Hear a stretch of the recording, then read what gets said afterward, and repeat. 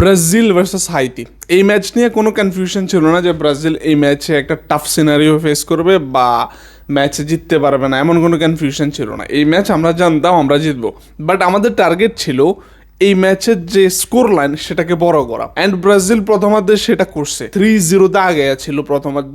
Second হাফে আমরা ভাবছিলাম হয়তো বা এই স্কোর লাইনটাকে আরো বড় করবে, অ্যান্ড ইউ নিড ইট, কারণ হাইতিও তো ভালো টিম না, এখনো মরক্কোর ম্যাচ তাদের সাথে আছে। আজকে স্কটল্যান্ডের সাথে মরক্কো 1-0 জিতছে, অ্যান্ড এটা প্রমাণ করে যে স্কটল্যান্ড এত সহজ টিম না, ইটস ভেরি টাফ টিম। তো আপনাদের আজকেই চান্স ছিল গ্রুপ চ্যাম্পিয়ন্স হওয়ার জন্য, আপনাদের স্কোর লাইনটা বাড়ানো। Let's talk about the players. সবগুলো প্লেয়ার আজকে ভালো খেলছে, অ্যান্ড কম্বিনেশন আগের থেকে ভালো ছিল। কার্লো আনচেলত্তি অফকোর্স সে তার ট্যাকটিক্স গুলো চেঞ্জ করছে, যার কারণে ম্যাচের মধ্যে দেখা যাইতেছে যে ম্যাচে কম্বিনেশন যে ফিরে আসছে সেটা আমরা চোখের সামনে দেখতেছি। বাট এই কম্বিনেশনটা যদি বড় টিমের সাথে হয় তাহলে আরো ভালো হয়। ছোট টিমগুলোর সাথে এমনিতেই আমরা জিতি, কম্বিনেশন হোক না হোক। সবগুলো প্লেয়ার্সে ভালো খেলছে। ইন পার্টিকুলারলি আমি যদি বলি ভিনিসিয়াস ওয়াজ আউটস্ট্যান্ডিং। এরপরে কুনহা, ইগোর থিয়াগো জায়গায় কুনহারে নিছে কেন? গত ম্যাচে কুনহারে খেলায় নাই আমি বুঝি না। কুনহা হচ্ছে বিগ ম্যাচ প্লেয়ার।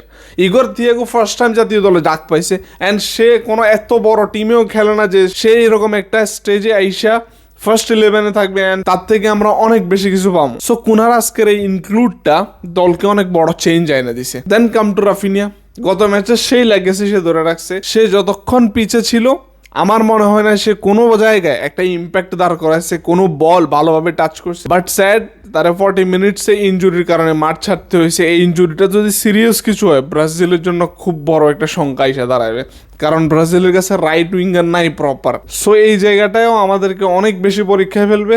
সো আশা করি তার এমন কোনো সিরিয়াস ইনজুরি হবে না। এখন প্রেস কনফারেন্স অ্যান্ড মেডিকেল রিপোর্টে বোঝা যাবে যে ইনজুরি কতটা সিরিয়াস। এরপর হচ্ছে আমাদের পাকুয়েতা, সে খুবই ক্রিয়েটিভ একটা প্লেয়ার। আমি শুরু থেকে বলতাম আমি এর ফ্যান। নেইমারের পরে যদি কাউরে আমার ভালো লাগে ক্রিয়েটিভিটি নিয়ে, সে হচ্ছে পাকুয়েতা। গত ম্যাচের তার ল্যাকিংস গুলা অ্যান্ড মিস্টেক গুলা এই ম্যাচে সে কভার আপ করে দিছে। ক্যাসেমিরো ফার্স্ট হাফে খুব ভালো একটা ফ্লোর মধ্যে থাকে, খুব ভালো একটা ট্যাকেল ব্যাগেরা করে, একটু দূরে থাকে। যখনই ব্রাজিল একটা ভালো অবস্থানে থাকে অ্যান্ড ভালো একটা ফিনিশিং দিতে যায়, তখনই সে কোথাও থেকে এসে একটা ট্যাকেল মেরে বসে। আর এই ওয়ার্ল্ড কাপটা খুবই সেন্সিটিভ টাইপের, কোনো প্লেয়ারকে টাচ করলেও ফাউল ধরে। সো এটা খুবই ইরিটেটিং ম্যাচের মধ্যে, একদম মানে টাচই করতে পারে না কেউ, কারো ধরতেই পারে না, খালি ফাউল ফাউল ফাউল। এরপর আরেকটা ব্যাপার হচ্ছে ম্যাচের মধ্যে হাইড্রেশন ব্রেক। ম্যান এটা পুরো খেলার ফ্লোটাই পাল্টায়। কম অন ম্যান, এটা একটা ফুটবল, এটা আমরা জোকস বানায় ফেলতেছি। অ্যান্ড আমাদের ডিফেন্স ভালো ছিল আজকে। Alisson Becker was so good. Alisson Becker তেমন একটা পরীক্ষা দিতে হয় নাই, বাট লাস্টে যে সেফটা করছে দ্যাট ওয়াজ গুড। আমাদের যেটা নিয়ে সবচেয়ে বেশি কনসার্ন ছিল রাইট ব্যাকে দানিলোকে নিয়ে।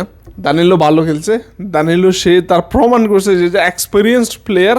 সো আমাদের যতই ধোঁয়াশা ছিল তার উপরে সে তা প্রমাণ করে দিছে সে এখানে fit to play. Overall Brazil টিমের ব্রুনো সবার পারফরমেন্স ভালো ছিল, বাট একটা জায়গায় আমার খারাপ লাগছে, ফার্স্ট হাফে 3টা গোল দেওয়ার পরেও সেকেন্ড হাফে কেন আমরা গোলগুলো কনভার্ট করতে পারি নাই, অ্যান্ড কেন আমরা আর একটু বড় স্কোরের দিকে যাই নাই। আমাদের উচিত ছিল ট্যাকটিক্সে চেঞ্জ করা, সেকেন্ড হাফে এসে আরও অ্যাটাকিং মুডে খেলা, সেখান থেকে আমাদেরকে আরো কিছু গোল আদায় করা উচিত ছিল। And for the sake of God, Carlo Ancelotti please bring Neymar to this team. Neymar যদি ফিট থাকে খেলার জন্য, please bring him in this team.